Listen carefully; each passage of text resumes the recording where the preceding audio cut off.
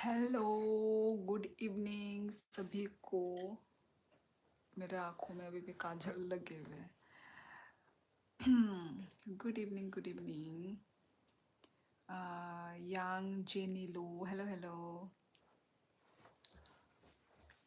Life with Tamilian, I am good. आप कैसे हैं?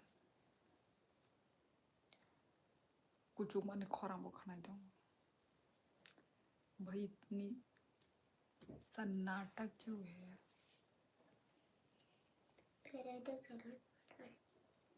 सावन बयान सुमिया। आई थिंक आज ज़्यादा लोग नहीं आएंगे। आई थिंक मुझे लाइव जल्दी ही एंड करनी पड़ेगी। क्यों? अच्छा, बहुत दिन हो गया आपको देखकर।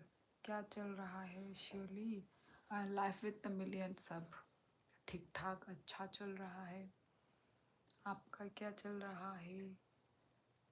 मुझे ऐसा लग रहा है कि मैं रात के 1-2 बजे बातें कर रही हूँ। तेरा आवाज़ क्या हो गया? धीरे बोलने के चक्कर में मुझे ऐसा फील हो रहा है कि मैं बहुत रात को आई हूँ लाइव। अब मुझे तो डर ही लग रहा है कोई उठ जाएगा मेरी बातें सुन के।